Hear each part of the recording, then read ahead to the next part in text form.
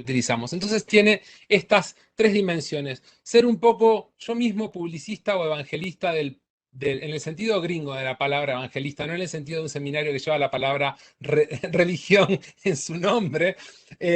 Pero bueno, presentar un poco al procesamiento del lenguaje natural, ver algunas técnicas que considero que son muy importantes para resolver problemas reales y concretos en investigación en ciencias sociales y presentar algunos resultados de investigación también. ¿Qué es lo que no va a haber?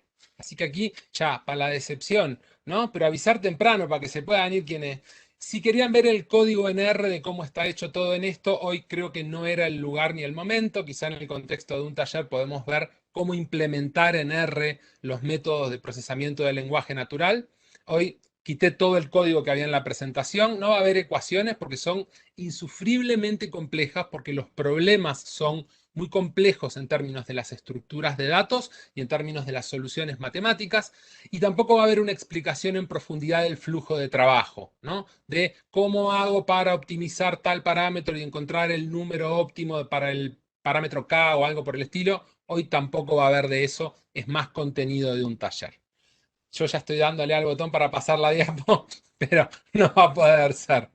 Bueno, por último, si alguien quiere seguir o ver la diapo en línea, en la dirección web que ahí encuentran, martinpaladino.xz/diapos/ces/datos con palabras, pueden seguirla porque está subida en línea. No sé si han oído hablar de procesamiento del lenguaje natural, si es una cosa que es la primera vez que lo escuchan o ya lo habían oído hablar. Eh, es un tema que suena más que en ámbitos académicos de las ciencias sociales, es un tema que suena más bien en otros campos, en los campos de la lingüística originalmente y en la actualidad principalmente en el campo de las ciencias de la computación. Y ahora vamos a ver por qué ese cambio de un punto al otro. Se ocupa de manera muy general el procesamiento del lenguaje natural a las interacciones entre las computadoras y el lenguaje humano, y en particular a cómo programar computadoras para procesar y analizar grandes cantidades de datos en lenguaje natural. Esta distinción entre lenguaje entre una cosa que es lenguaje natural y algo que no lo es, en este caso el otro lado del lenguaje natural es lenguaje estructurado, es muy centrada en las ciencias de la computación. En las ciencias de la computación se utilizan lenguajes todo el tiempo, pero son lenguajes estructurados. Uno escribe código en R y tiene una sintaxis muy delimitada y una semántica muy delimitada, tiene que usar paréntesis para separarlos y comas para separar los términos y los argumentos de una función. Hay mecanismos para generar desambiguaciones. Un objeto en nuestro entorno de R es numérico, es carácter, es factor o es lo que sea, pero no puede pertenecer a más de una clase al mismo tiempo, con lo cual no hay posibilidades de ambigüedad. El lenguaje natural es el que estoy usando ahora. Les estoy hablando en lenguaje natural. Es el lenguaje que usamos los seres humanos para hablar, para decir, para escribir. Tiene muchísima menos especificidad sintáctica, si bien existe, no es tan estricta como la de un lenguaje de programación, y sobre todo tiene a la ambigüedad como un elemento que le es constitutivo, digamos. A diferencia de una variable que uno declara en una computadora que es o de coma flotante, o es entero, o es carácter. Cuando yo hablo de entero, puedo hablar de un número entero, puedo hablar de alguien que está entero, puedo hablar de la integridad de una persona y estoy utilizando el mismo pointer, digamos, para retomar la metáfora de los lenguajes de computación. Entonces, las compus, después de mucho tiempo utilizando lenguajes estructurados, la gente que se dedica a esto empezó a enfocarse en cómo hacemos para procesar y analizar el lenguaje tal como lo escriben y tal como lo dicen las personas. Si podemos pasar una. En estas técnicas, digamos, que definen al procesamiento del lenguaje natural, hay dos tipos de problemas muy generales, ¿sí? Hay una familia de problemas que creo que tienen mucho, digamos, hay una familia que tiene mucho potencial para las ciencias sociales, que son problemas relativamente simples, y son los problemas de clasificación, ¿sí? ¿Qué es un problema de clasificación en procesamiento del lenguaje natural? Es tratar de responder, dado un corpus, es decir, ahora vamos a ver una definición más técnica de qué es un corpus, pero creo que intuitivamente todos sabemos de qué hablamos, dado un conjunto de textos y un sistema de clasificación, ¿sí? un sistema de categorías de clasificación que puede ser a priori, yo ya tengo mis categorías y quiero ver a dónde entra cada cosa, o a posteriori, puedo explorar mi corpus y ver qué sistema de categorías puede funcionar ahí, responder a la pregunta a qué categoría pertenece cada texto. ¿Sí? Básicamente esto se reduce a dos tipos de problemas. Uno es el filtrado de textos y otro es el modelado de temas o de tópicos. Les doy un ejemplo concreto en el que estoy trabajando ahora en un proyecto con otro amigo de la casa, con el doctor Carlos Silva Forné, que si bien está en la UNAM, es egresado del CES. Carlos está coordinando junto con Catalina Pérez Correa un observatorio en México de enfrentamientos armados entre cuerpos de seguridad y civiles. El problema es que los pedidos de acceso a la información pública al respecto son insuficientes, si es que los responden, son inverosímiles. Entonces, la única fuente de información para construir esta información sistemática son las notas periodísticas. El problema con las notas periodísticas es que son muchísimas. Si uno quiere darle cobertura a nivel todo México, es decir, tomando periódicos de los distintos estados, de las regiones de los estados, y al mismo tiempo quiere hacerlo en un periodo de tiempo relativamente largo, se encuentra con que está, a menos que tenga un equipo enorme y un financiamiento inmenso, es prácticamente imposible hacer una revisión hemerográfica que te permita hacer un censo de este tipo de eventos. ¿Sí? Sería muy conveniente en ese caso, entonces, poder entrenar a un sistema o a un algoritmo para que simplemente haga una clasificación binaria y extremadamente simple, que dándole un texto, el cuerpo de una nota periodística, me pueda decir, en esta nota se habla de un evento de enfrentamiento entre cuerpos de seguridad y civiles, o en esta nota no se habla de este tema. ¿Vale? Bien, eso es un problema de filtrado de texto, pero como podrán ver, aún una técnica tan elemental como el filtrado de texto, que eso no se hace por palabras clave, ya vamos a ver rapidito cómo es que se hace, es más sofisticado que las palabras claves, que también la búsqueda por palabras clave es parte del procesamiento del lenguaje natural, ¿sí? Ahora, si yo puedo hacer entrenar a un modelo para que haga eso, yo ya estoy resolviendo un problema práctico de investigación en ciencias sociales. En este caso estoy pasándome por arriba una limitación presupuestaria que me impide analizar a mano, a ojo, a conciencia en el sentido humano, digamos, una cantidad enorme de texto y por lo menos me permite reducir probabilísticamente el conjunto de datos al que le voy a tener que prestar atención. ¿Sí? Bueno, ahí tenemos un problema de clasificación. Hay otro tipo de problemas de clasificación, que es el de generar modelos de tópicos, del cual hoy voy a hablar bastante, entonces ahora mismo corto con el tema. La otra gran familia de problemas de procesamiento de lenguaje natural son los problemas de generación, tiene que ver con cómo las computadoras pueden producir textos. ¿Ok? Básicamente la pregunta que tratamos de responder es, dado un texto, ¿qué otro texto corresponde? ¿Sí? ¿En qué casos de uso concretos y cotidianos lo vemos? En traducción automática. A ver, levante la mano el que ha usado Google Translate, aunque sea para darle una primera pasadita al texto. Ahí estamos respondiendo un problema de lenguaje de procesamiento del lenguaje natural en el cual yo le doy un texto en español y le digo que me saque un texto que corresponde a ese texto en español en inglés. Entonces es generativo, tiene que generar un texto nuevo a partir de un texto que ya estaba. ¿Sí?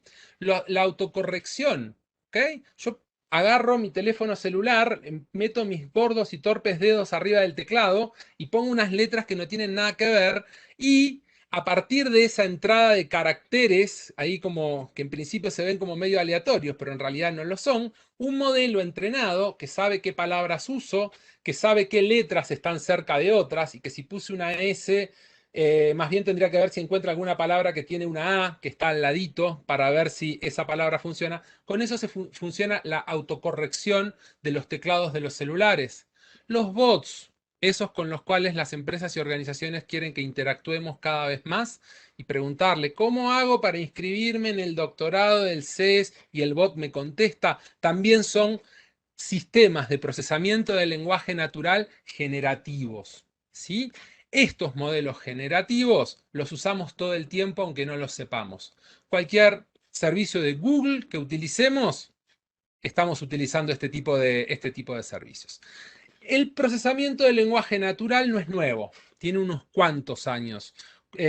Comienza principalmente con la irrupción de las computadoras digitales, ¿sí? Pero creo que podemos identificarle dos momentos, y de hecho yo no los estoy identificando. La literatura especializada sobre el tema identifica dos grandes momentos. Un periodo al que podemos llamar clásico y un segundo periodo al que se llama estadístico o algorítmico, ¿sí? ¿Cuál es la diferencia entre la aproximación de procesamiento del lenguaje natural en el primer periodo, que va entre los 50 y fines de los 90, y la aproximación estadística o de inteligencia artificial, que es en la que estamos ahora? En el primer periodo era un dominio de la lingüística. Básicamente eran gente de lingüística que estaba viendo cómo podían mejorar sus análisis usando computadoras. Hoy es un campo principalmente del área de ciencias de la computación, ¿sí? En el periodo clásico, el núcleo del desarrollo de esta disciplina o de este subcampo estaban las universidades, los departamentos de lingüística, los departamentos de lingüística aplicada y demás. Hoy, en realidad, la vanguardia y el estado del arte de procesamiento del lenguaje natural es asunto de las empresas. Los principales papers que hay sobre el tema no los firma nadie del MIT, no los firma nadie de ninguna universidad, los firma gente de Google, de Facebook, de Microsoft, de Amazon, de IBM, digamos, ¿sí? Y el quiebre más grande es que se cambió el enfoque. En el primer enfoque que hubo, en este enfoque lingüístico, la idea era ir de arriba hacia abajo. Era, entendamos primero al lenguaje, y entendiendo al lenguaje, muy chomskianamente, digamos, si logramos dar con la pragmática del lenguaje, entonces vamos a poder entender al texto como una manifestación de esa pragmática del lenguaje. Definamos un conjunto de reglas y a partir de ese conjunto de reglas predefinidas, a priorísticamente, digamos, demos cuenta y comprensión de los textos. El reemplazo, que es el método estadístico, es totalmente al revés, es totalmente inductivo. Vamos a partir de los textos y haciendo operaciones relativamente simples sobre los textos, vamos a ver qué propiedades más generales podemos inferir sobre el lenguaje. Y vamos a ver cómo podemos generalizar nuestros métodos, ¿sí? Se pasa del texto, de aplicarle al texto un conjunto de reglas y de después ver cuál es el resultado, a trabajar con muchos textos, hacer un modelo de esos textos y ver cuál es el resultado. Para mí el quiebre es el momento en el cual estábamos todos empezando a usar correo electrónico, sobre todo los que ya peinamos canas, en el 98, y empieza el problema del spam. Y se desarrolla un algoritmo muy simple que se llamaba Spam Assassin, el asesino del spam, que resuelve efectivamente el problema de filtrar, es un problema de clasificación, de filtrar los mails en spam y no spam, sin ninguna teoría del lenguaje subyacente. A pura regresión lo resuelve, digamos, ¿no? Y eso es como un quiebre porque esto es un doble quiebre, digamos. Por un lado, porque presenta un triunfo de la aproximación estadística, pero también porque coincide con la emergencia de Internet. Y la emergencia de Internet implica la emergencia de una inmensa cantidad de texto digital. Y esta inmensa cantidad de texto digital va a ser la materia prima a partir de la cual se va a poder hacer un análisis estadístico cada vez más refinado, porque se va a hacer sobre cada vez mayor cantidad de texto. Para plantear estas dos posturas, dos referencias. Una de Chomsky del 67 que dice, los modelos probabilísticos no aportan insights sobre los problemas básicos de la estructura sintáctica, ¿no? Los rechaza. Y Friedrich Jelinek, que es una persona un lingüista informático checo que hizo su carrera en Estados Unidos y que manejó el equipo de comprensión de dictado de IBM, dijo en el 88, y esta frase es famosa, cada vez que un lingüista se va del grupo de trabajo, la precisión del sistema de reconocimiento mejora, digamos, ¿no? pongamos un estadístico y saquemos al lingüista. Por ese lado fue el cambio. Vale, entonces vamos rapidito a ver cómo conocimientos generados en este campo los podemos utilizar en ciencias sociales, ¿sí? Cómo podemos generar ciertas estructuras de datos que son útiles para el procesamiento del lenguaje natural. Hay una en particular que creo que quienes tienen algún tipo de formación en estadística, cuando la vean van a decir, "Ah, ahora con eso sí ya sé lo que puedo hacer". Y nos vamos a enfocar en un tipo de métodos especialmente simples, que es el que se llama método bolsa de palabras. Vale, primer punto a tener en cuenta, que es una definición un poquitito de estructura de datos y otro poquitito como más conceptual, que es lo que vamos a entender aquí muy delimitadamente por corpus, es un conjunto de textos presentes destinados al análisis. ¿Ok? Son todos los textos que tengo y que quiero analizar. Por ejemplo, todas las notas que salieron en la sección policiales de tal periódico, todos los tweets de tal persona, todos los tweets que tienen el hashtag no sé qué. ¿Sí? Así puedo delimitar un corpus. ¿Vale? Cuando estamos moviéndonos en la aproximación estadística o en la aproximación probabilística, más es más. Hay cosas que solo funcionan cuando los corpus son muy grandes. Y aquí, cuando aumentamos la n, no lo hacemos como lo hacemos en el análisis estadístico más clásico para reducir el error estándar. Lo hacemos para aumentar la precisión. El abordaje, si bien se lo llama estadístico o probabilístico, está mucho más centrado en Machine Learning, que es una pregunta sobre la precisión en la predicción de eventos futuros, que en la estadística, como la solemos entender, que es la reducción del error estándar de mi modelo. ¿Sí? Acá hay un cambio de paradigma muy grande. Aunque las herramientas estadísticas simples, perdón, sirven, las preguntas que les hacemos son distintas. Corpus, por ejemplo, una nota publicada en la sección, todas las notas publicadas en la sección justicia de los periódicos Cuadratín. Eso podría ser un corpus. De hecho, es un corpus con el que estoy trabajando. Puedes pasar a la que sigue. Así se ve el corpus en mi consola de R, como unas cadenas de caracteres. Las dejé así horribles y sin formatear para poner ahí muy, muy crudamente lo horribles que se ven cuando están sin formatear. Si puedes pasar una más. Texto, entonces en este contexto va a ser cualquier elemento separable en el corpus. Generalmente es separable a través de metadatos.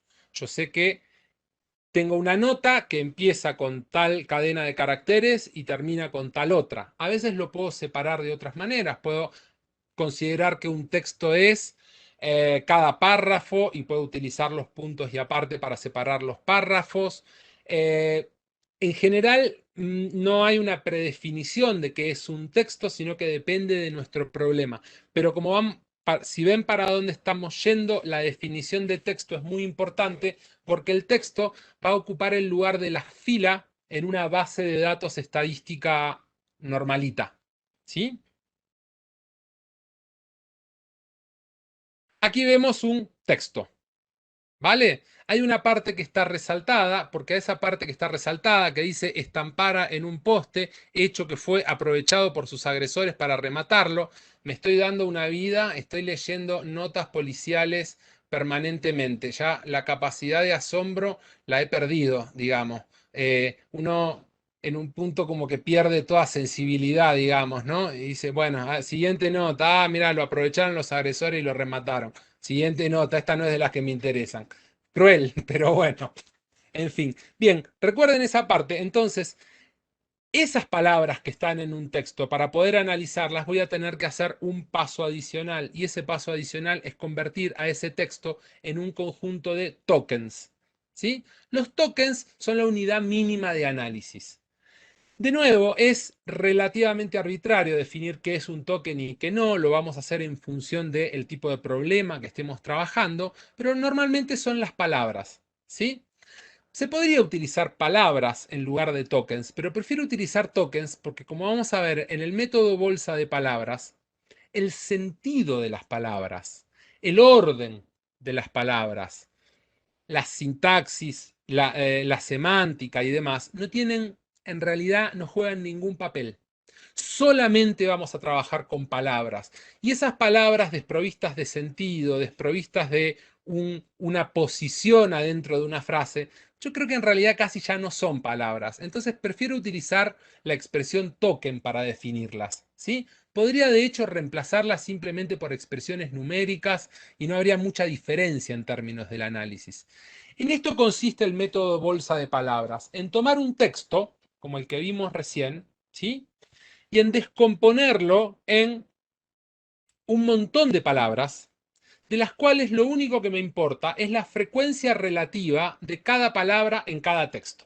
Por eso se le dice bolsa de palabras. Yo tengo un texto escrito en el cual se están observando ciertas normas sintácticas al cual podría hacer un análisis semántico de contenido, pero en realidad lo que hago es tomar todas esas palabras, desordenarlas, ¿sí? Y meterlas en una bolsa.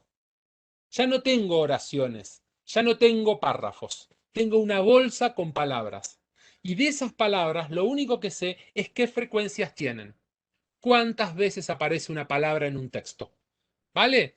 Entonces a esas palabras ya desprovistas de orden, desprovistas de conexiones, las llamo tokens, ¿vale? Además, cuando hago el tokenizado, suelo aprovechar para hacer algunas operaciones de limpieza, ¿sí? Lo que correspondería a la limpieza y recodificación de una base de datos en el análisis cuanti más convencional, generalmente se hace aquí en el momento del tokenizado.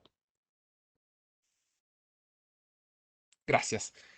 Ese texto que yo tenía resaltado, aquí me quedó como un vector de tokens. Estampara en un poste hecho que fue aprovechado por sus agresores para rematarlo. Aquí todavía les conservé el orden, pero en realidad el orden ya no importa. Lo único que tengo son tokens de los cuales lo único que sé es que uno es distinto al otro y que el otro es distinto al otro. ¿Sí? Y que em, del cual lo único que voy a poder saber después son sus frecuencias. Si pasamos a la siguiente, nos vamos a mover hacia la estructura de datos básica, más simple y fundamental para hacer procesamiento del lenguaje natural, y es la que se utiliza para hacer análisis con los métodos basados en bag of words, bolsa de palabras, ¿sí? Y es una cosa que se llama matriz documento término. La matriz documento término es una estructura de datos rectangular. Dicho de otro modo, todas las columnas tienen el mismo largo y todas las filas tienen el mismo largo.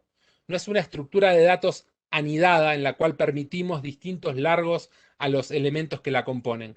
Lo que conocemos vulgarmente como una base de datos. Ocurre que las bases de datos, que la gente que se dedica a trabajar con bases de datos no suelen ser rectangulares como nos las imaginamos, sino que son bases de datos relacionales. Entonces tienen una estructura totalmente distinta. Pero esta tiene una estructura matricial, y la estructura matricial que tiene es una tal que cada columna corresponde a un token, cada fila corresponde a un texto, como lo definí, a una nota periodística, a un tweet, a un no sé qué, y la intersección entre una fila y una columna corresponde a una frecuencia. ¿Sí? Si yo en un texto tengo 4 veces la palabra que, en el texto 1 tengo 4 veces la palabra que, en la intersección de la columna que con la fila 1 voy a tener el número 4. ¿Vale? Si una palabra no aparece, entonces voy a tener un 0. ¿Sí? Para un corpus dado, la matriz documentos términos configura el vocabulario. ¿Qué quiere decir en este contexto vocabulario? La totalidad de palabras únicas o de palabras distintas que hay en un texto. ¿Sí? Es todo su vocabulario, todas las palabras que hay ahí dentro. ¿Ok? Algunas van a aparecer en muchos textos, muchas veces, y algunas van a aparecer quizás solamente en un texto. ¿Vale? Ese es mi vocabulario.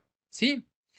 ¿Cuál es el problema con estas matrices de documento texto? Yo supongo que ya se habrán imaginado. Si yo tengo una matriz de frecuencias y tengo metadatos del otro lado, ya tengo todo listo para, para atenderlo como un problema de regresión.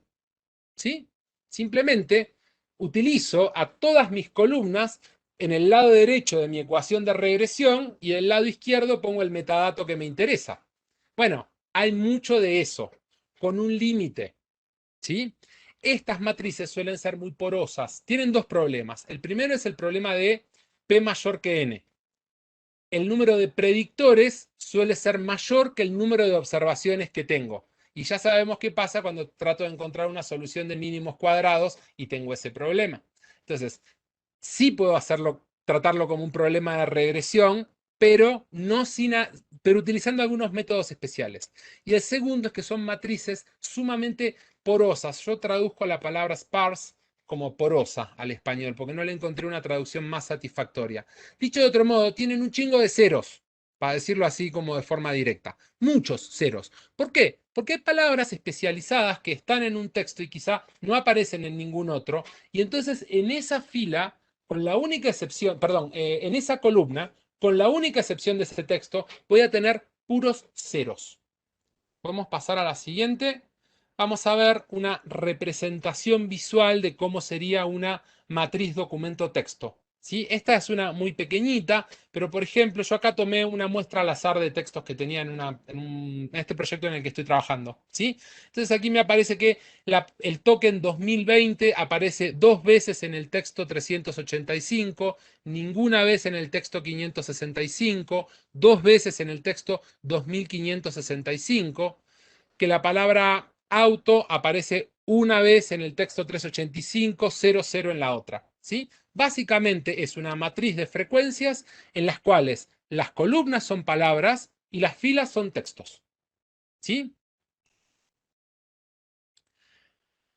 Nos permite tratar a los textos, esto, a ver, en estas simples operaciones que les comenté de cómo se hace la transformación de un corpus a un texto, de un texto a un token y de un token a una matriz documento-texto, está de alguna forma el núcleo de hacer datos con palabras. ¿Sí?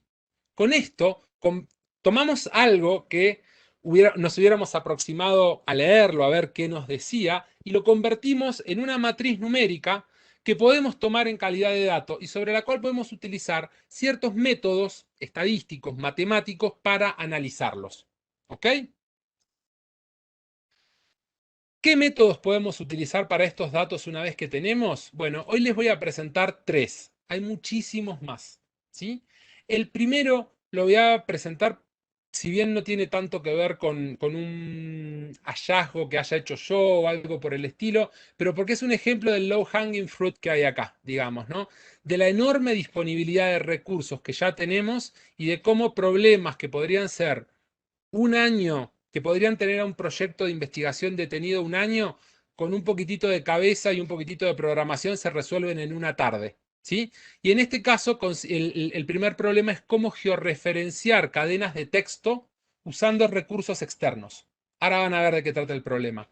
Y después voy a enfocarme en dos cuestiones que tienen que ver con el modelado de tópicos, que es uno de los grandes temas en procesamiento del lenguaje natural, que consiste en aplicar técnicas de clasificación para tratar de identificar de qué se está hablando, de qué temas o tópicos se está hablando en un texto. ¿Vale?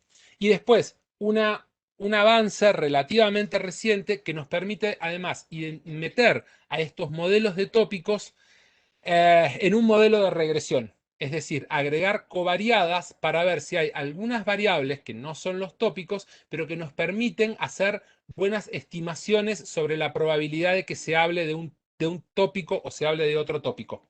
Y vamos a ver que eso es interesante para ver si estos publicistas de extrema derecha hablan más, por ejemplo, de los temas que les dan más likes o hablan más de ciertos temas en algunos momentos del tiempo o no hablan tanto de esos temas en ciertos momentos del tiempo.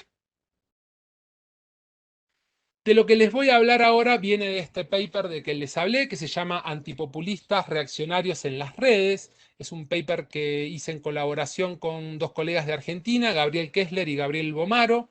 Está ya aceptado para publicación, hay unas correcciones menores pendientes, pero que no tienen que ver con lo metodológico, digamos.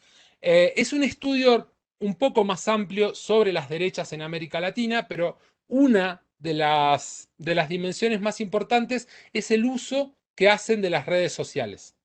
¿Sí?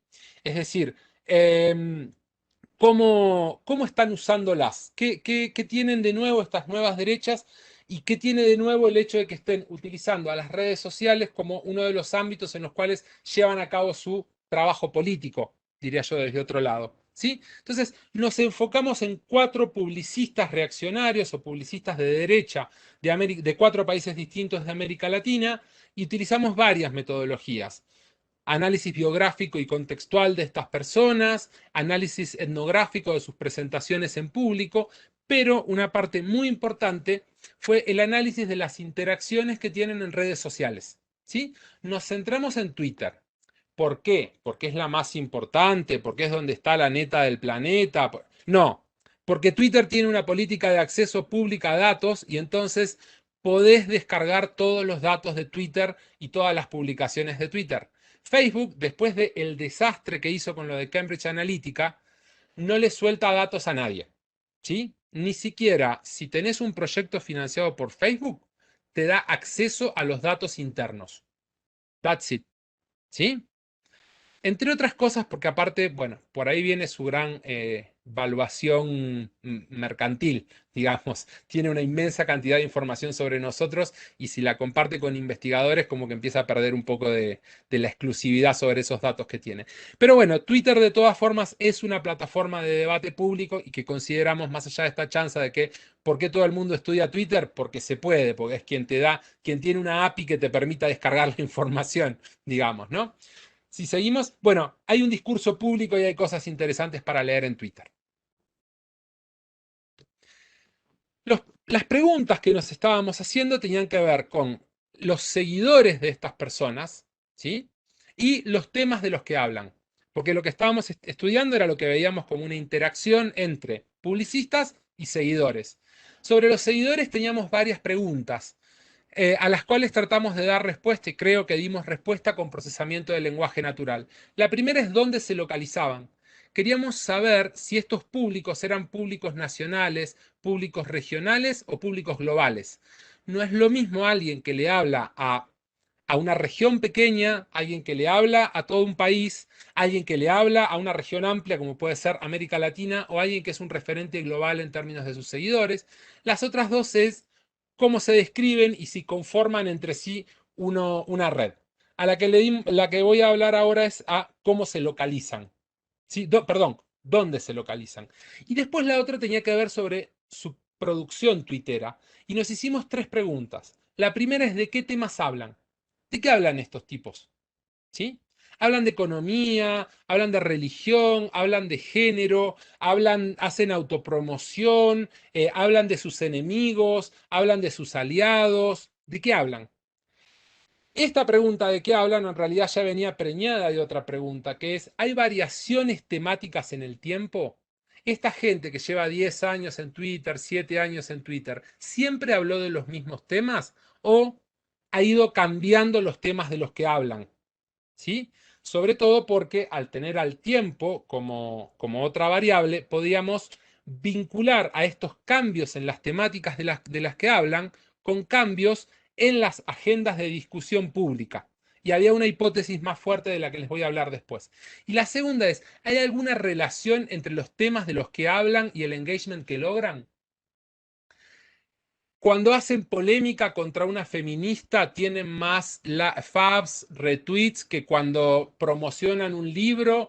Cuando hablan de economía, les va mejor que cuando hablan de religión. Cuando hablan de algún enemigo en particular, les va mejor que cuando hablan de un enemigo definido en abstracto. Esas eran las preguntas que nos estábamos haciendo. Las que están marcadas en celeste, creo que las respondimos y hoy les voy a contar cómo. Primer problema, re sencillo y nomás para que estén al tanto de esta herramienta. Teníamos, ya casi nadie que tenga 2 dedos de frente en Twitter permite que Twitter lea las coordenadas del teléfono y te diga desde dónde escribiste. Entonces no podíamos saber dónde están las personas, ¿sí? Pero en la autodescripción que uno pone en su perfil de Twitter, uno puede poner una cadena de texto libre, ¿sí? En la cual da su ubicación. Por ejemplo, acá tomé una lista al azar de esta base de datos y había una persona que ponía Luján, otra Alcobendas, Embaúba, Brasil, Redensao, PA, Nayarit, Guamo, Bolívar. Dicho de otro modo, esto está escrito en texto libre y cada persona lo escribe con su propia convención. Quien ha hecho análisis de datos sabe que un campo de texto libre es lo más parecido al infierno en la tierra que se puede tener cuando haces análisis de datos. ¿Sí? Créanme que inclusive en bases de datos hechas por una organización, uno no puede creer la cantidad de errores ortográficos, de interpretación y demás. Uno puede encontrar 7 referencias al mismo lugar escritas de 8 maneras diferentes. ¿Sí? México con acento, sin acento, con J, con mayúscula, con minúscula, República Estados Unidos Mexicano. Bien, entonces teníamos un problema enorme, que era cómo hacerlo. Ahora les voy a mostrar cómo hacerlo.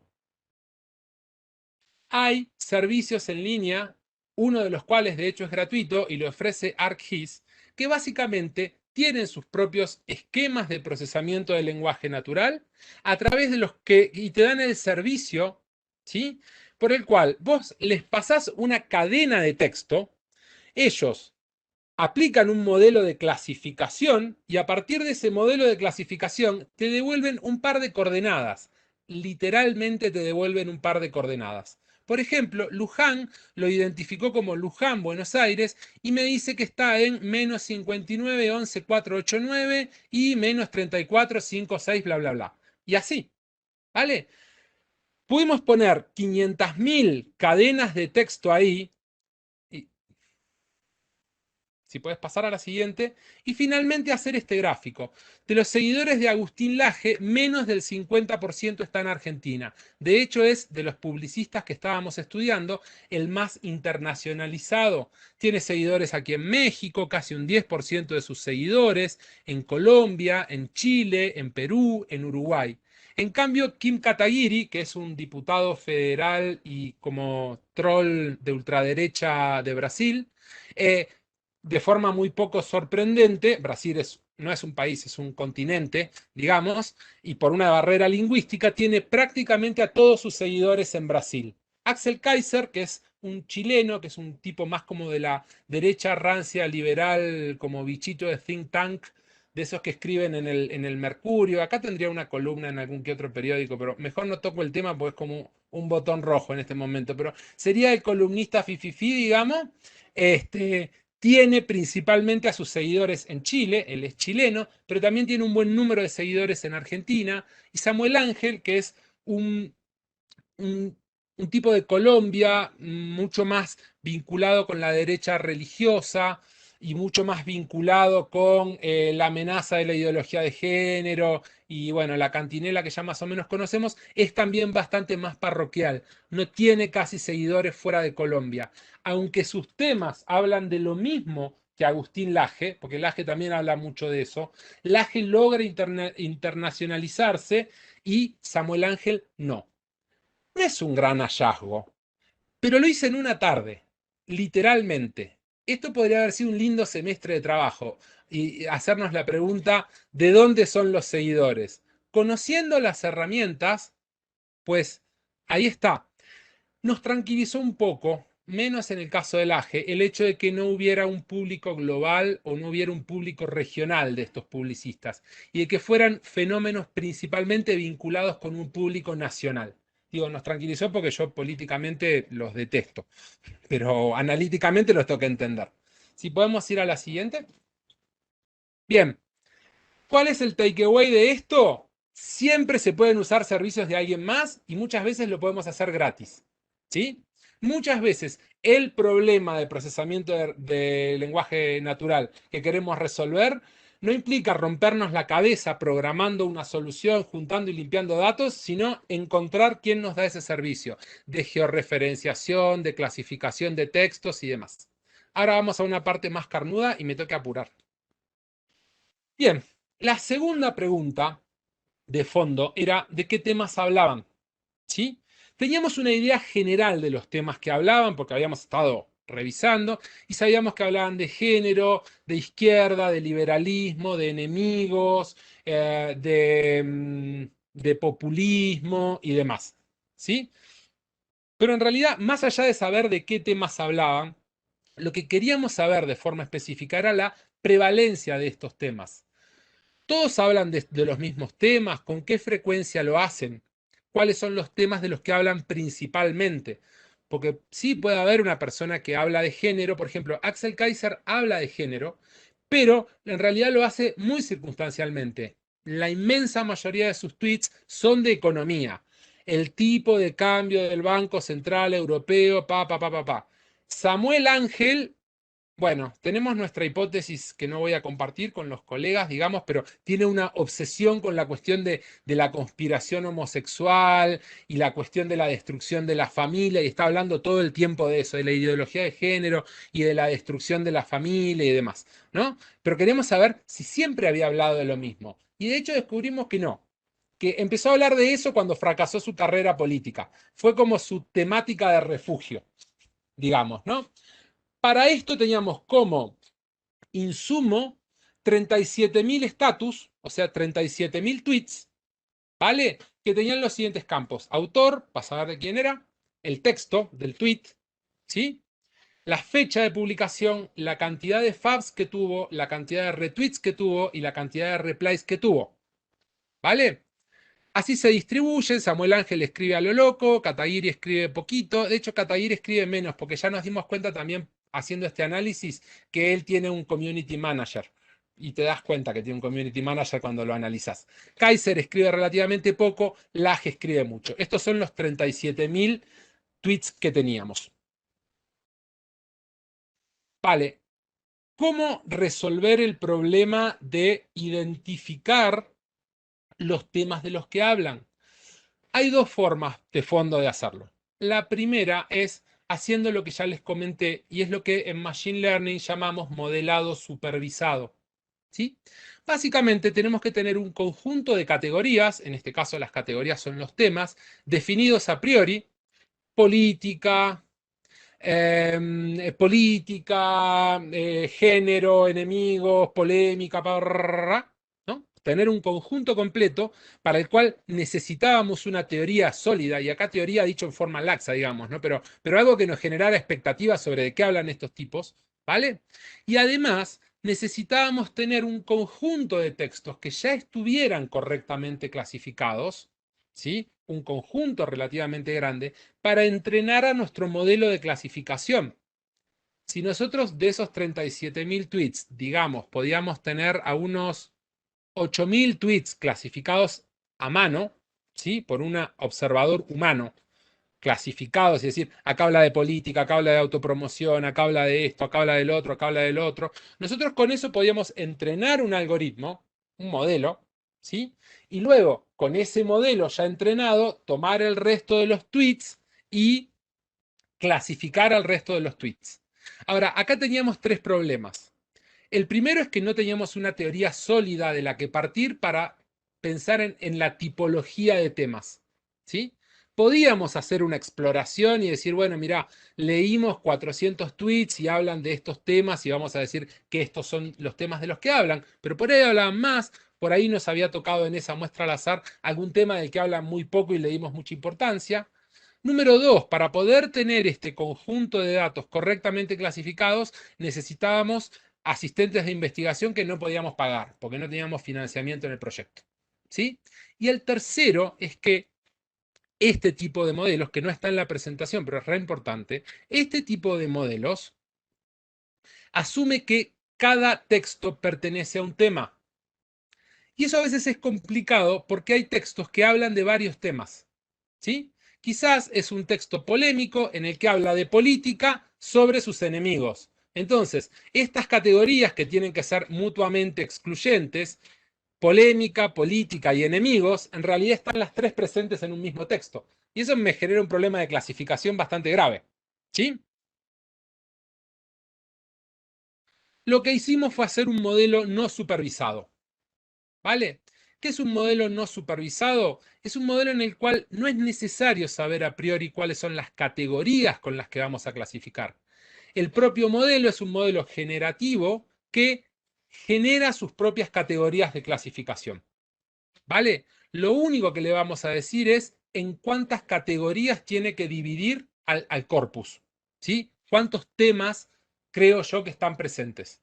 Uno, dos, bueno, uno no tiene mucho sentido. 2, 100, 15 y demás. ¿Vale?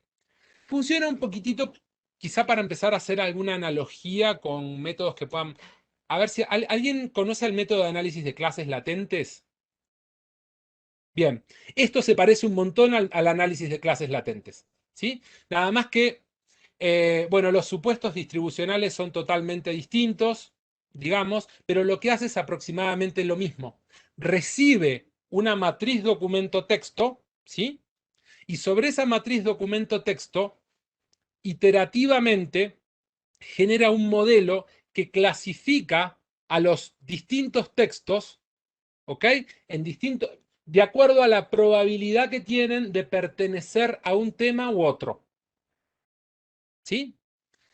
Si no ubican al análisis de clases latentes, algo que es muy distinto en cómo funciona, pero se parece un poquitito al análisis de conglomerados, ¿sí? En el análisis de conglomerados yo hago una clasificación por conglomerados, pero lo único que le digo es cuántos conglomerados son y dependiendo del algoritmo de conglomerados, lo que trata de hacer es de reunir a los que son más parecidos entre sí y más diferentes a los demás. En este contexto, más parecidos y más diferentes quiere decir a los que tienen palabras en común de los que no tienen palabras en común. Recordemos que estamos trabajando con método bolsa de palabras. El método que utilizamos es un método que se llama Latent Dirichlet Allocation, LDA, ¿vale? Este método es este que les decía, que se parece un montón al análisis de clases latentes. Vamos a la que sigue.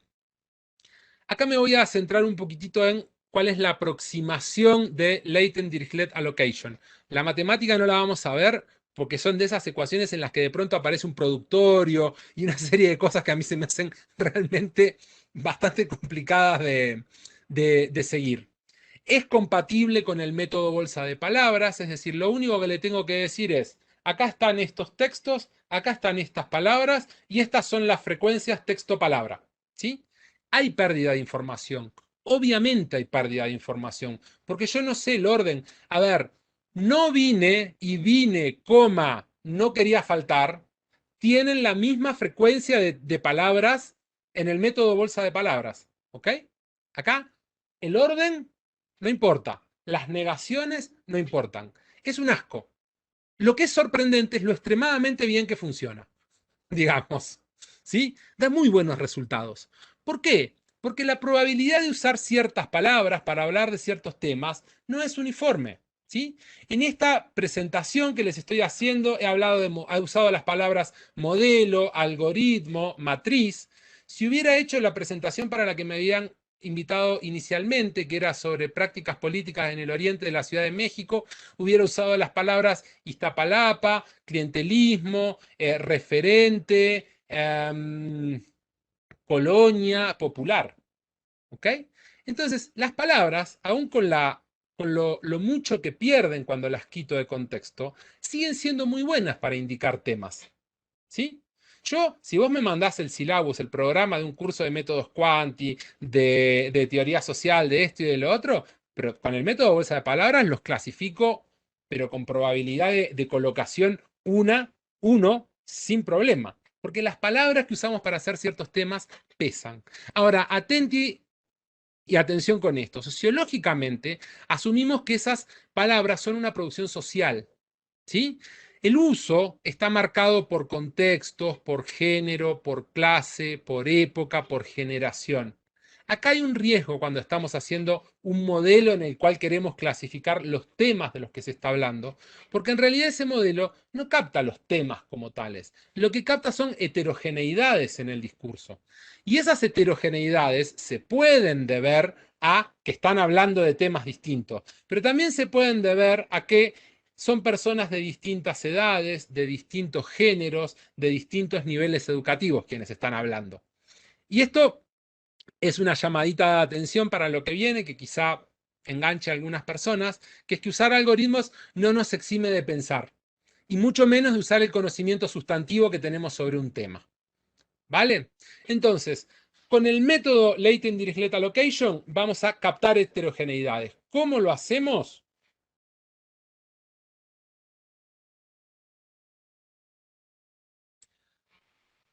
Captando estas cosas a las cuales llamamos tópicos o temas. ¿Sí? En inglés, a esto se lo llama topic models. Y quizá sea usar la palabra tópico en español en este contexto sería como medio, no sé si un anglicismo o algo no muy, con mucho sentido, porque en realidad la palabra que solemos usar es temas. ¿Ok?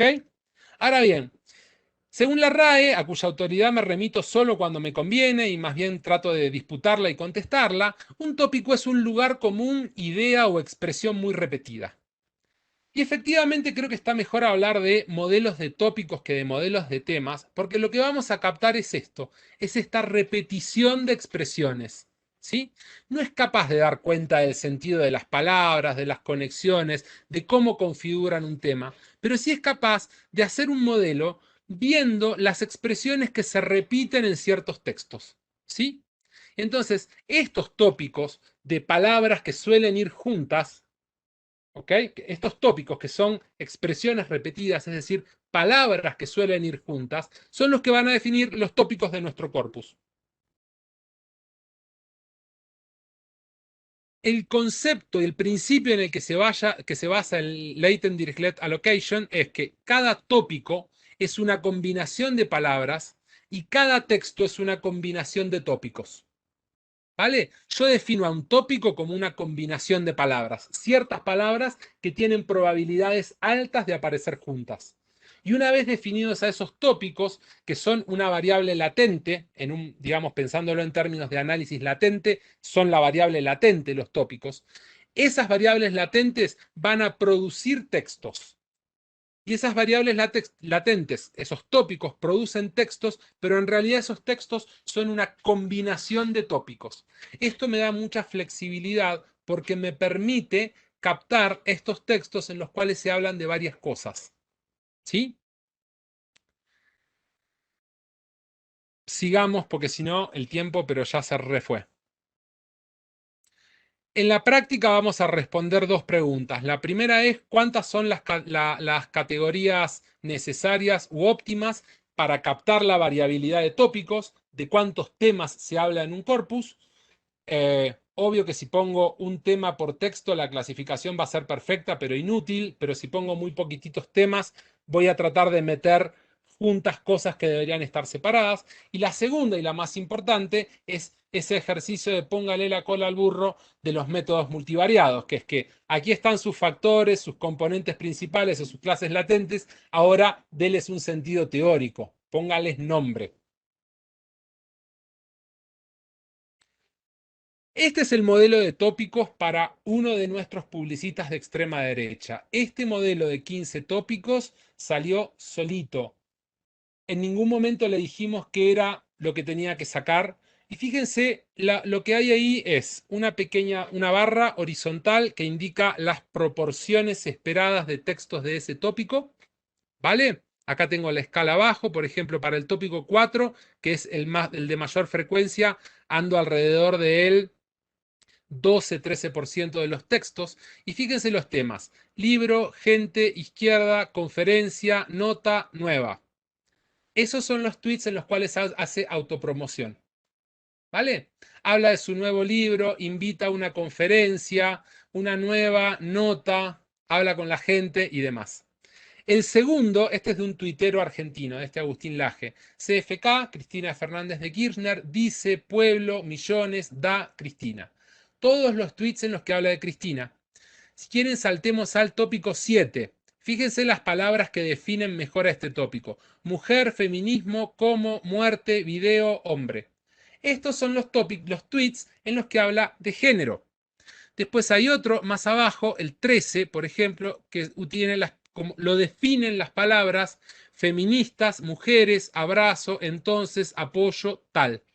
¿Ok? Después hay otro que es el 12, que es género, ideología, aborto, debate, feminista, violencia.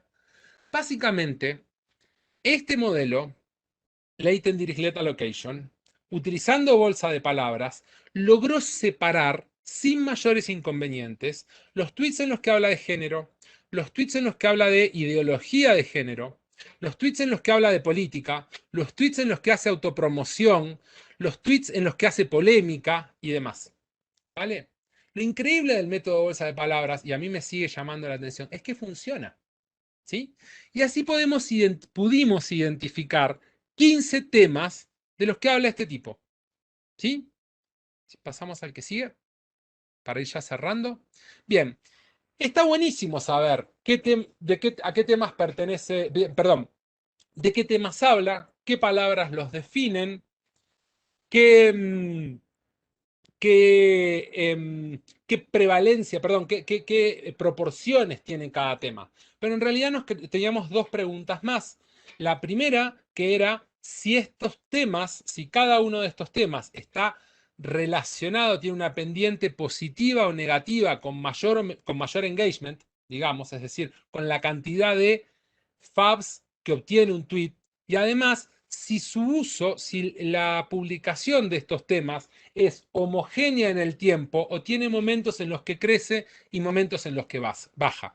Para responder esas preguntas, lo que hicimos fue un modelo estructural de tópicos. ¿Qué es un modelo estructural de tópicos? De nuevo, muy parecido al análisis de clases latentes.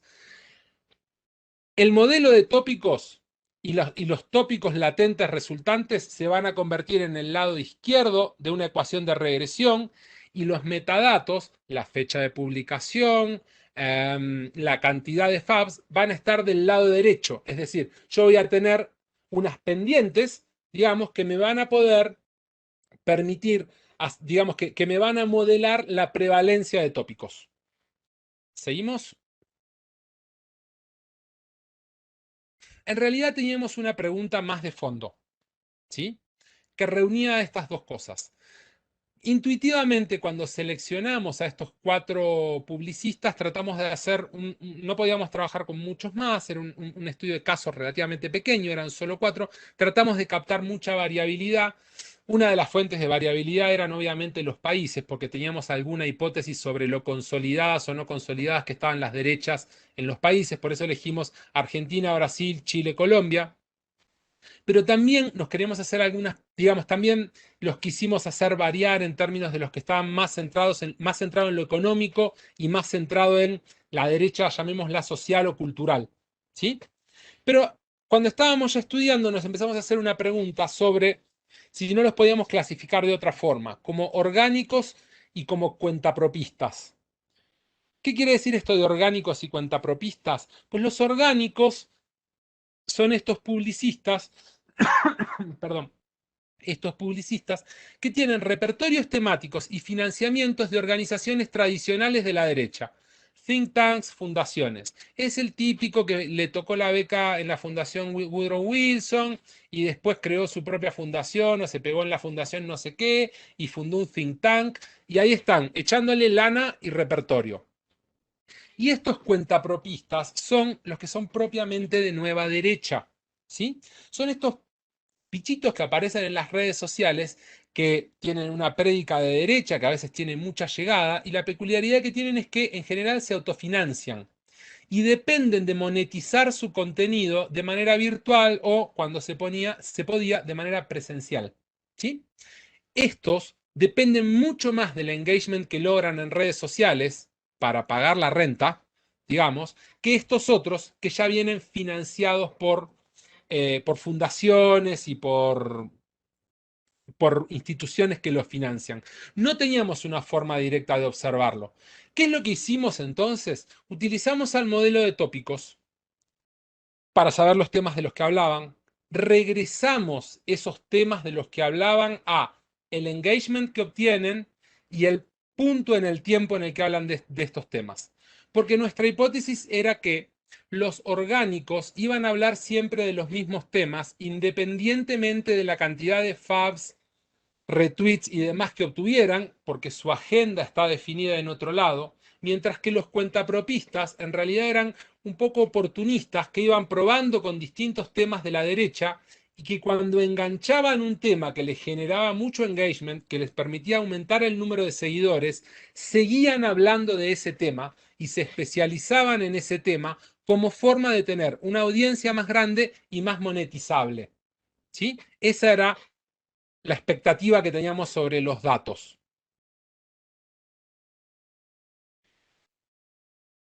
Sigamos porque si no, no llego. Acá se va a demorar un poco porque creo que viene una diapo, un gráfico pesadito. A ver si es aquí en la 37. Y... No, pasala, es en la que sigue. Ahí está. Bien, esto es un gráfico que no les quería presentar la tabla de regresión del modelo estructural de tópicos porque esta es bastante sencilla y tiene una sola pendiente, pero en la otra, para poder captar las variaciones en el tiempo, permitimos cambios en la pendiente, o sea, no son lineales en el sentido de tener una sola pendiente, sino que hay splines, sube y baja, ya lo van a ver en la otra, y entonces es increíblemente complicada, entonces lo vemos acá en un gráfico. Fíjense, aquí arriba de cada subgráfico, por ejemplo, acá tengo en el primero de la izquierda, autopromoción con aliados. ¿Sí? Cuando habla de eso, baja el engagement. Autopromoción de su libro, cuando habla de eso, baja el engagement. Diario íntimo le pusimos a uno de los tópicos, porque son quien más o menos ubique Twitter sabe cómo es la cosa, ¿no? El típico de Twitter de hoy fui, me comí una pizza, no sé dónde, en fin, esas cosas de Twitter. Cero engagement. Cuando habla de elecciones, cuando habla de feminismo, ahí es cuando empieza a tener muy alto engagement. Cuando habla de feminismo desde la clave de ideología de género, también. Cuando habla de feministas, no tanto. ¿Sí? Cuando hace invitaciones a sus aliados, es decir, fulanito le escribe generalmente esto lo ubicamos porque arroba a algún otro derechista argentino. No le va muy bien. Cuando habla de derecha doctrinaria, de libertad, de liberalismo, pendiente para abajo. ¿Sí? Cuando habla de populismo y de Cristina Fernández de Kirchner, pendiente para arriba. ¿Vale? Entonces acá empezamos a ver que hay algo de especialización, que hay unos temas que le pagan más. Lo que queríamos era ver cómo casaban con la coyuntura pública.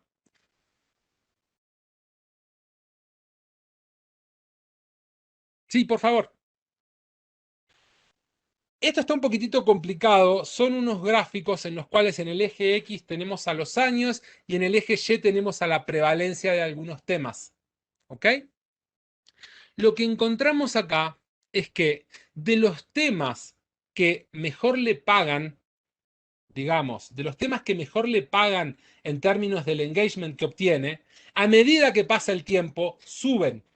Dicho de otro modo, encontramos evidencia a favor de la especialización, a favor de que cuando clavan un tema, este es el perfil de un cuentapropista. No les, en el paper, pues mírenlo, digamos, si tienen ganas cuando salga, ¿sí? Lo comparamos con los orgánicos. Los orgánicos tienen todas las pendientes chatas. Ellos hablan del tema del que tienen que hablar, o porque tienen un contrato o porque no les importa. No hay prácticamente variaciones, ¿ok? Pero entonces lo que encontramos es que hay los temas que le pagan, digamos, en términos de que le permiten lograr más engagement, son los temas de los cuales hablan crecientemente. Hay un par de diapos más, pero voy a limitar un montón la conversación y tengo muchas ganas de conversar. Ya hablé un montón, así que chup, no, cerramos aquí. Lo que sigue es un poco de estado del arte, de qué viene después de esto en procesamiento del lenguaje natural, pero prefiero dejar un poquito de tiempo para el diálogo. Muy bien. Gracias. Bueno, Martín, primero que nada, muchísimas gracias por la presentación. Sumamente interesante, sugerente de preguntas y además como eh, surgen como muchas ideas en las cuales se podría utilizar esta técnica para hacer diferentes tipos de investigaciones y de análisis.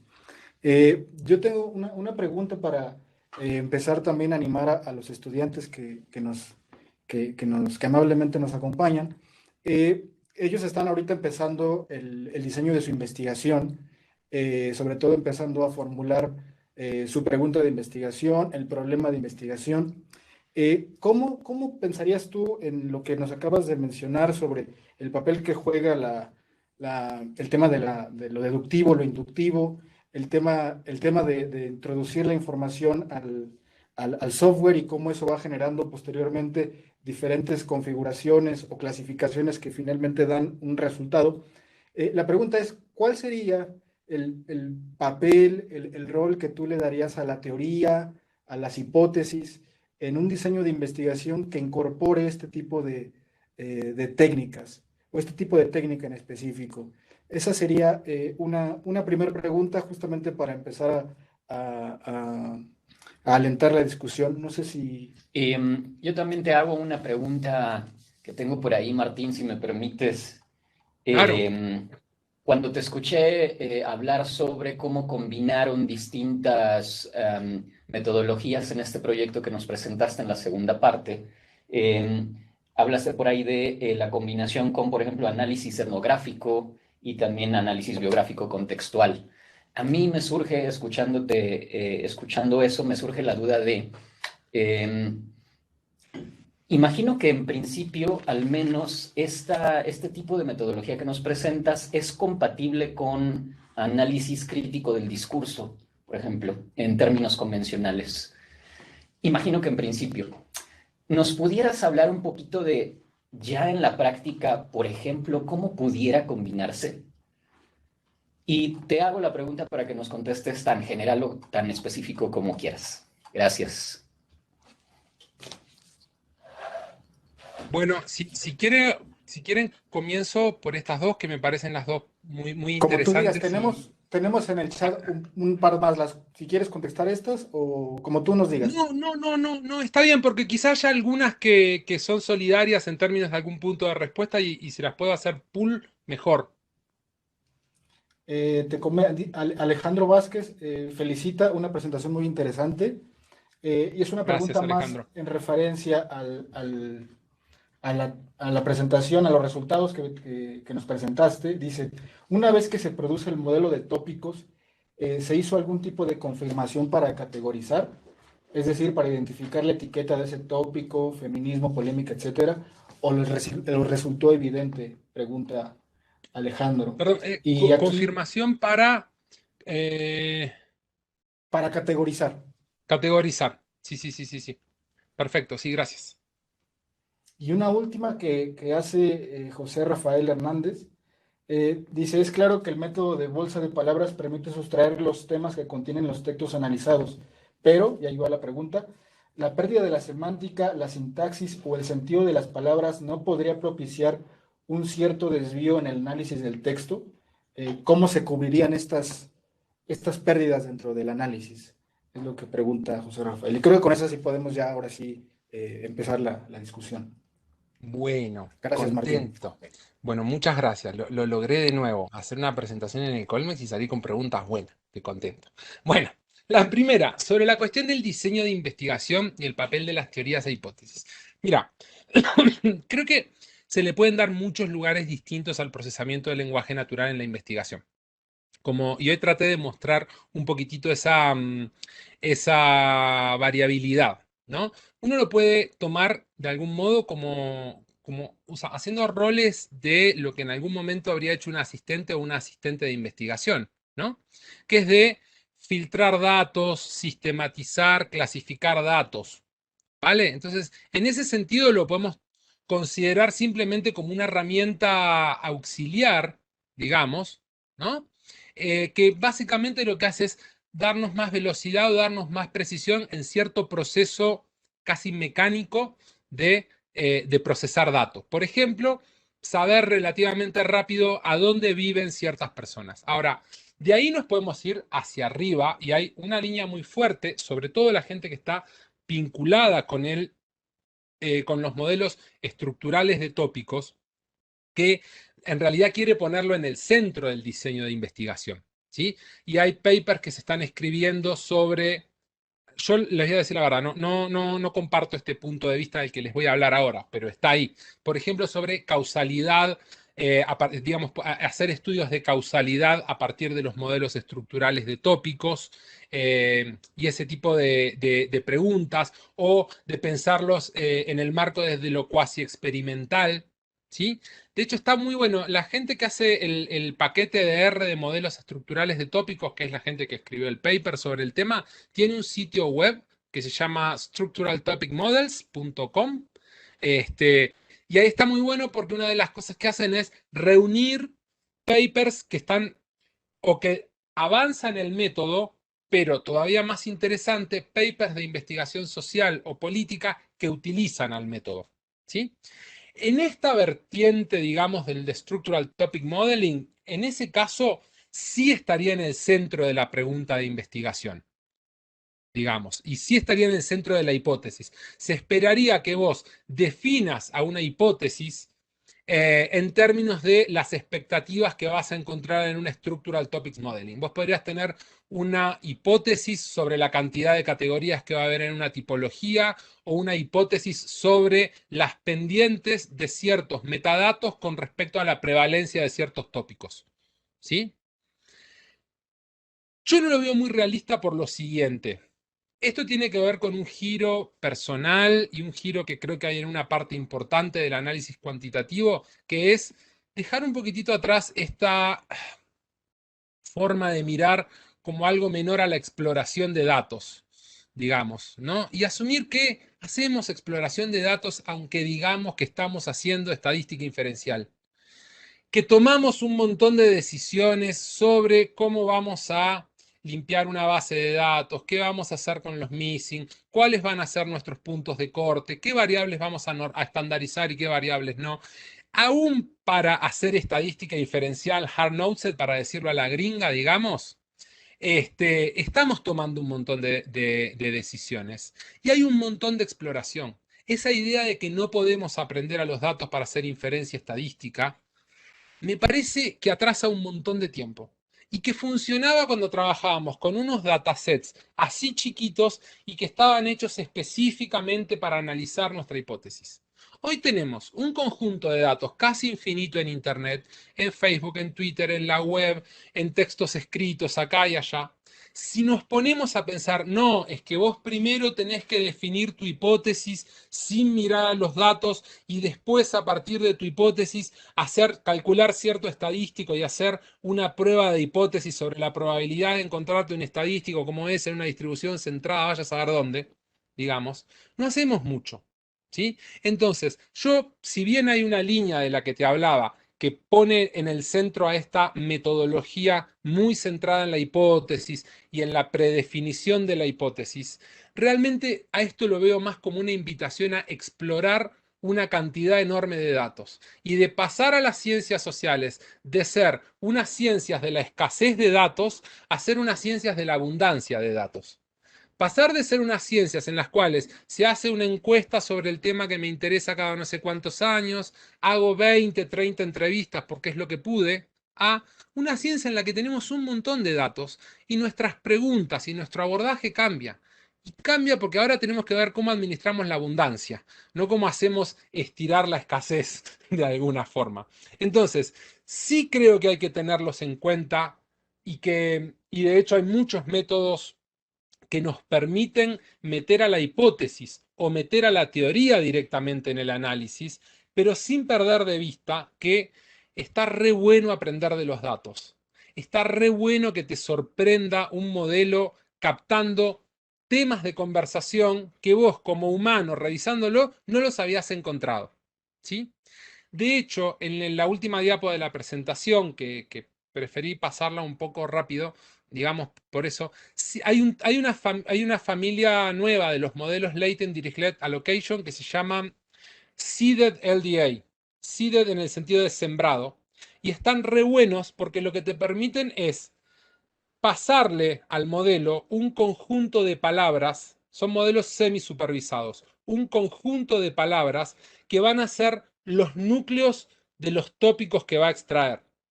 Entonces, si vos ya tenés una teoría sobre de qué hablan ciertas personas, o tenés una teoría, o tenés una hipótesis sobre los temas de los que hablan, podés ponerla directamente adentro de tu modelo, ¿sí? Y podés observar los temas y de hecho podés ver si tu teoría de que hablan de esos temas definidos por esas palabras claves funcionan o no funciona, ¿sí? Entonces hay mucho ámbito. Digamos, hay mucho ámbito de juego. De todas maneras, me parece que lo que no hay que perder de vista es que es una herramienta muy buena para tener un avance inductivo, para aprender de los datos. Y a mí me gusta aprender de los datos. Entiendo que no es una aproximación metodológica compartida, que tiene sus problemas, pero creo que haciéndolo de forma responsable, documentando qué es lo que estamos haciendo, está buenísimo aprender de los datos. Igual tengan una pregunta de investigación, porque si no tienen pregunta no aprendemos nada de los datos. La segunda tenía que ver con la combinación metodológica. Mira, en este caso, creo que el desafío más grande, o sea, los Gavis, que el Kessler y el Bomaro son los colegas con los que trabajé, vienen de una tradición quali re fuerte. Bomaro es muy, muy bueno en etnografía política y el Kessler haciendo análisis contextuales es extraordinario. Bueno, esa es mi impresión, que creo que la comparte más gente. Ahí entonces hubo un desafío práctico, ¿no? Que fue de traducción. Porque, a ver, el nerd acá venía siendo yo. Bueno, los otros son nerd, pero de otra forma. Pero el que hacía estas cosas, digamos. Entonces, uno de los desafíos para poder hacer el análisis, en este caso, porque éramos varias personas trabajando distintas metodologías, fue entendernos. Fue escribir esto en términos que no lo rebajaran a una caricatura de lo que es, pero al mismo tiempo orientándolo al hallazgo, ¿sí? Y discutiendo mucho las preguntas y discutiendo mucho qué podíamos encontrar acá y qué no podíamos encontrar. Entonces, en ese sentido, el primer desafío fue como logístico, fue, bueno, logístico y de comprensión, entendernos y encontrarnos personas que trabajamos con metodologías muy distintas, ¿sí? Por lo demás, sí creo que es compatible con el análisis crítico de discurso, sí es compatible con casi cualquier método de lo que podríamos llamar análisis de contenido, digamos, ¿no? No, no hay mayores inconvenientes y sí hay puentes de diálogo con la lingüística, digamos, ¿no? Eh, yo tengo digamos, no tengo formación en lingüística y entonces mis teorías de la lingüística son las pocas que aprendí estudiando sociología y ciencias sociales, pero sí lo veo muy cercano a las teorías más sociológicas de la lingüística, ¿sí? Y al hecho de cómo las palabras están socialmente marcadas por espacios, por personas, por situaciones de interacción, más que por el lugar que tienen adentro de una construcción más compleja, digamos, ¿no? Entonces, desde esas teorías del lenguaje y del discurso, funciona bastante bien. Desde otras es más difícil hacerlo funcionar. Pero yo creo que sí funciona en términos de utilizarlo en combinación metodológica. Yo en eso también, de nuevo, metodológicamente, digamos, considerando el gran clivaje social de México, soy de los rudos, no de los técnicos. Lo que haga falta para ganar, digamos, ¿no? Acá está la pregunta, ¿cuál es el método que me permite darle la respuesta más rica? ¿Sí? Y si es entrevistar gente, pues vamos a entrevistar gente. Y si es revisar un montón de tweets, 1 millón, pues vamos a verlo. Y muchas veces los hallazgos que presentamos en el paper en realidad surgieron de esa interacción, de una corazonada que salió en una etnografía, che, pero mira que yo en los datos vi algo parecido, a ver, y vamos a ver esto así, y ahí fueron saliendo muchos de los hallazgos. Alejandro hacía una pregunta sobre los resultados y sobre la confirmación para categorizar una vez que salió el modelo de tópicos. Mira, hicimos un trabajo que acá no dio tiempo para describirlo y de hecho en el paper también por el límite de páginas tampoco tiene mucho, pero sí hicimos un trabajo bastante fuerte de validación. O sea, no nos quedamos nada más con esas 5 primeras palabras que les mostré acá muy sucintamente, Hay otra cantidad de interés que te regresan estos modelos, que es cuáles son los textos más correlacionados con cada tópico, ¿sí? Entonces, vos no solamente podés saber qué palabras están más correlacionadas o son más representativas de cada tópico, ¿sí? Sino que podés ver qué tweets lo son. Y entonces, el análisis final que hicimos, y en este sí participamos los tres porque tuvimos que hacer un trabajo de validación enorme, digamos, fue para cada uno de los tópicos ver no solamente quizá las 100 palabras más correlacionadas con ese tópico, no las 5 primeras nada más, sino los 100 textos más correlacionados con ese tópico. ¿Vale? Entonces, sí se hizo un trabajo de validación. No se hizo un trabajo de validación en el sentido de imputar a partir de ahí, hacer un modelo predictivo. Entre otras cosas porque no tenía mucho caso hacerlo, porque el chiste de los modelos estructurales de tópicos es que en realidad no es que clasifican categórica y taxativamente a cada texto en un tópico, sino que en realidad te sacan una matriz en la cual cada fila es un tópico y cada columna, perdón, cada fila es un texto y cada columna es un tópico, y ahí vos tenés la probabilidad de pertenencia texto-tópico, ¿vale? Y hay muchos textos que tienen unas probabilidades bastante homogéneas. Dicho de otro modo, o el modelo está mal especificado, esperemos que no, o lo que es más probable, están atravesados por varios tópicos. Y cuando vos los lees a esos, eso fue otra cosa que también analizamos para validar, que era cuáles eran los casos que peor clasificaba nuestro modelo. Porque obvio que uno cuando quiere ver cuáles son los que clasifica divino, pero revisamos mucho los que clasificaba de esta forma y lo que encontramos es que eran textos muy confusos, en los cuales había como muchas dimensiones. Las feministas no quieren que difunda mi libro, pero mis amigos me van a ayudar. Entonces ahí se colaban autopromoción, feminismo, género, política, debate, y entonces eran tópicos que tenían estas características. Entonces, la validación la hicimos así. No hay un protocolo de validación mecánico y automático. Para lo único que hicimos algo parecido fue para identificar el número óptimo de tópicos, que para ahí sí utilizamos unos criterios, que ese es un punto re importante. Hay unos criterios de guía numérica, un poquitito es como funciona, ahí comentaba Isaac que ubica el análisis de clases latentes, un poquito como funciona el BIC en el análisis de clases latentes, que puedes hacer un gráfico de codo y ver cuánto mejora la precisión de tu modelo a medida que aumenta y en qué punto agregar un tópico más a la solución en realidad no mejora mucho. Entonces buscas el modelo más parsimonioso. Y Rafael preguntaba por el método de bolsa de palabras y qué pasa con esta pérdida de la semántica, de la sintaxis y del sentido. A mí era algo que me preocupaba un montón en algún momento, digamos, ¿no? Y decía, pero ¿cómo puede ser? Mirá qué bestias, meten todas las palabras, no entienden las negaciones, no entienden qué es un adjetivo, cero de morfología, cero de todo. A mí me terminó de convencer el método bolsa de palabra a puro resultado. En términos del fútbol argentino diríamos a puro bilardismo, ¿no? No juega bonito, pero gana. Soluciona problemas concretos de investigación, ¿sí?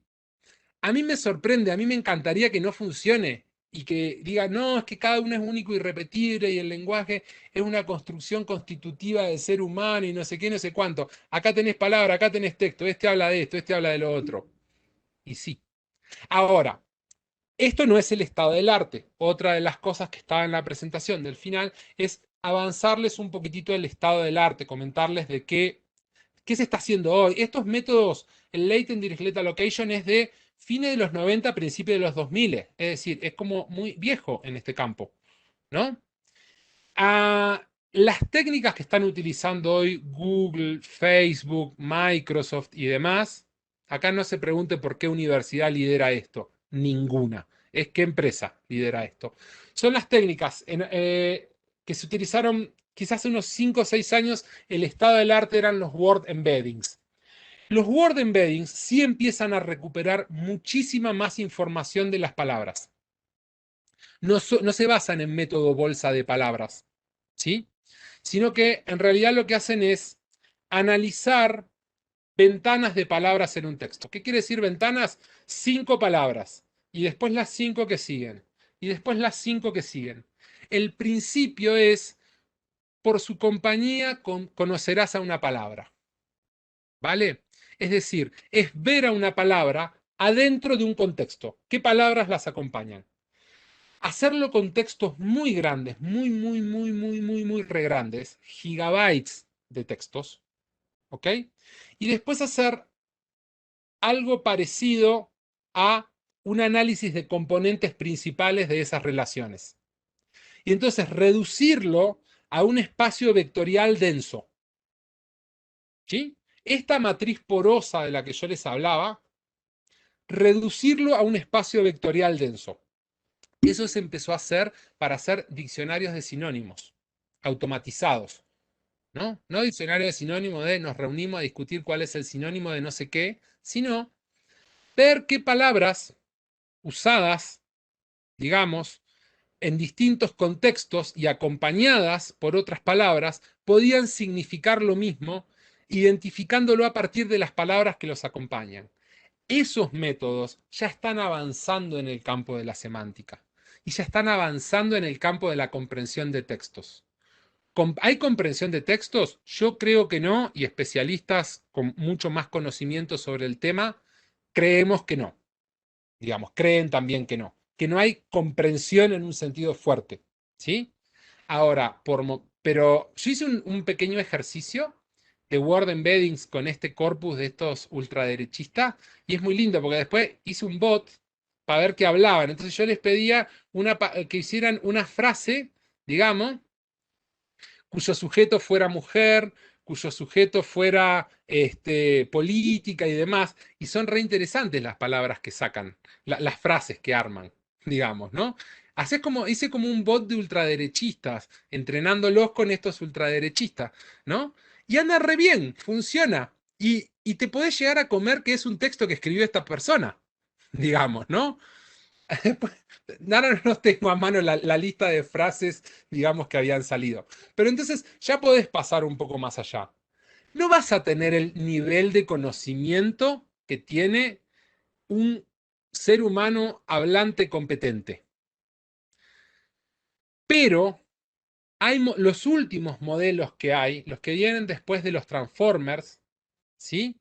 Ya pueden funcionar bastante bien haciendo switch de contexto y manejando muy bien la ambigüedad de las palabras, digamos. O sea, logran captar ambigüedades y logran captar el contexto y logran representar a una palabra distinto dependiendo del contexto en el que lo estés usando.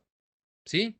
Entonces, si es glass y put, son los anteojos, pero si es glass and water, es este, ¿no? Entonces, sin llegar a llevar a cabo una pragmática del lenguaje como tal, digamos, en términos de hablantes competentes, los modelos de estado del arte están bastante cerca de resolver muchas de las limitaciones de los métodos bolsa de palabra. Tienen 3 problemas, ¿sí?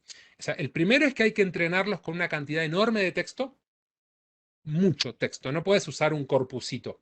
El segundo es que hacen falta muchos recursos informáticos. Esto que les conté, lo más complicado pueden ser los modelos estructurales de tópico, pero un modelo estructural de tópicos de 15, 20 tópicos con una compu decente, en 10 minutos se resuelve, ¿sí? Los transformers necesitas un data center un par de días para resolverlo, ¿sí? Y el tercero es que muchas de las herramientas no están disponibles para el español, ¿sí? No hay corpus suficientemente grandes y limpios en español para entrenarlo, no hay empresas, a ver, no hay, sí hay empresas, Google por supuesto que tiene el problema resuelto en español, pero por supuesto que no lo comparte, digamos, ¿no? Entonces, para los métodos estado del arte que ya empiezan a acercarse mucho más a considerar problemas de semántica y de sintaxis del lenguaje, yo creo que dentro de unos 5 o 10 años vamos a poder aprovecharlos con los recursos de un investigador académico o investigadora académica en México. Mil gracias, Martín. Tenemos dos preguntas más y podemos ir como cerrando Claro. la charla. Eh, Nos pregunta Daniel Nava, estudiante de la maestría, dice, estoy interesado en analizar de qué modo se comentan y discuten videos de cámaras de seguridad en redes sociales, sobre todo en Facebook y Twitter. O sea, cómo se comentan y discuten los videos. ¿Crees que es posible, eh, ¿crees que es posible encontrar un uso mediante las técnicas que nos presentas? Y pregunto adicionalmente, ¿crees que es posible detectar el uso de emociones y sentimientos en el lenguaje natural a partir de las técnicas que nos propusiste, Martín? Y por otro lado, Helga Jauregui nos dice que muy interesante la presentación. Tengo una pregunta sobre el Topic Model. Lo que devuelve son frecuencias de la prevalencia de los temas en el corpus o frecuencias en cada texto. Esto por el comentario de que los modelos supervisados asumen que solo hay un tema por texto, mientras que en los no supervisados eso no ocurre. Esa es la pregunta de Helga. Y yo quería hacer dos cuestiones. La primera es, nos pregunta igualmente Jesús Bedoya, si tendrías más literatura que nos podrías eh, sugerir para profundizar en el tema. Nos compartiste un texto, ese lo tenemos, pero si tendrías alguna otra literatura para adentrarse más en el tema, incluso a lo mejor más técnica. Y por otro lado, ¿cuál es el software que recomiendas para trabajar esta técnica? Porque también se puede hacer en Python, ¿cierto? Lo presentaste en R, pero no sé cuáles Sí, sean las dificultades de uno y otro y qué sea como mejor en términos de- del procesamiento de datos, etcétera. Y eso, Martín. Muchas gracias. vale, excelente. Bueno, Daniel, sí, creo que se puede usar. En principio lo podrías usar para, quizá para ayudarte a encontrar tus eventos, que en este caso son comentarios sobre cosas que ocurren en videos de cámaras de seguridad. Que muchas veces ese es el primer desafío, que es, ok, yo quiero estudiar qué se habla de eso, for some reason, porque me interesan cuestiones de privacidad o me interesan cuestiones de algo. Y muchas veces el primer problema que tenemos es, no es que no haya, sino que hay un montón, pero es difícil encontrarlos. ¿Sí? Entonces, quizás hacer algo o aplicar alguna técnica de procesamiento de lenguaje natural sumado a web scraping y algunas otras técnicas de adquisición de datos, eso sí te podría ayudar bastante a identificar. Después, para analizar, ahí tendrías que ver qué preguntas te estás haciendo y qué tamaño tiene el corpus. En general, estas técnicas funcionan bien para corpus grandes. Si vos encontraste, qué sé yo, 5 o 6 threads, hilos, digamos, en los que se habla del tema, no vas a ganar mucho haciendo procesamiento de lenguaje natural y probablemente te vaya mucho mejor leyéndolos y haciendo un análisis como, con un ser, como ser humano hablante competente, que siempre va a ser mucho mejor que lo que se puede hacer acá. Esto está pensado para trabajar como con grandes volúmenes. Con respecto al tema de análisis de emociones, hay todo un campo, digamos, de gente que está haciendo análisis de emociones en los textos. Em, yo en líneas generales no los encuentro muy serios a los estudios que leí sobre el tema. La mayoría se basan en métodos muy simples de diccionarios en los cuales le dieron a un montón de personas como un montón de palabras y tenían que marcarlas como si tenía polaridad positiva o negativa con respecto a emociones.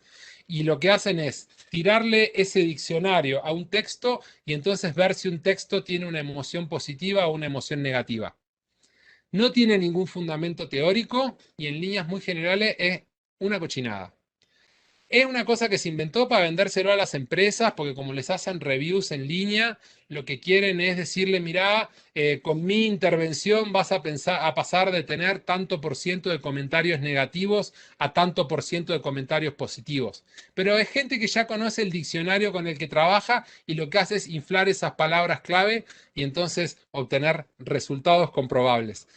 Como tengo otra pata puesta en ese ámbito, como que esos chantas los conozco. Entonces, yo creo que sí se puede hacer un buen análisis de emociones en los textos, digamos, pero mucho del instrumental disponible, llave en mano para hacer análisis de emociones, está bastante flojito de papeles, digamos, ¿no? Es una chantada, no sé cómo, esa es una expresión muy argentina, digamos, pero es poco serio, ¿sí? No quiere decir que no pueda haber esfuerzos serios para hacerlo y yo no los conozca. Los que yo conozco no son serios. Helga preguntaba sobre las frecuencias, como cuáles son los resultados que nos da el Topic Model. Es un modelo bien complejo y nos da un montón de cantidades de interés. Muchas, muchas, muchas. De hecho, en R, ya para responder la otra pregunta de con cuál lo hago, ¿no? Quien lo ubique más o menos, te da un objeto de la clase lista y es una lista anidada y adentro de la lista hay más listas y adentro de esas listas hay matrices. Hay muchísimos, digamos, muchísimas cantidades de interés. ¿Cuáles son las más relevantes? Digamos, bueno, mira, una tiene, digamos, acordate que entramos con una matriz que tenía en las columnas palabras y en las filas textos. Entonces, las cantidades de interés más relevantes van a ser sobre las columnas y sobre las filas, sobre las palabras y sobre los textos. Y sobre una magnitud abstracta que el modelo estima, que es esta variable latente, que es la que clasifica a los textos en perdón, que genera tópicos. ¿Ok? Entonces, las dos más importantes son la correlación palabra-tópico. Es decir, que palabras están más correlacionadas con cada tópico. Que fue lo que vimos en ese grafiquito. ¿Sí? Hay un tópico que se llama tópico 3, tópico 2, porque el modelo te lo regresa con un numerito. ¿Sí? Bueno, ahí lo que te dice es que la palabra aborto está muy correlacionada con el tópico 1, menos correlacionada con el tópico 2. Se ve mucho como una matriz de correlaciones. Lo que pasa que no es una matriz simétrica, ¿no? Es una matriz en la cual tenés en las columnas los tópicos y en las filas los textos. Y después tenés otra medio parecida, perdón, y tenés las palabras y los tópicos. Y después tenés otra que se llama, esa se llama beta y esta se llama zeta. Y la matriz zeta, tenés la correlación, digamos, en realidad más que la correlación en este caso es una expresión de probabilidad, la probabilidad de que un texto pertenezca a un tópico. Si vos tenés, ponele 15 tópicos, esas 15 probabilidades van a sumar 1.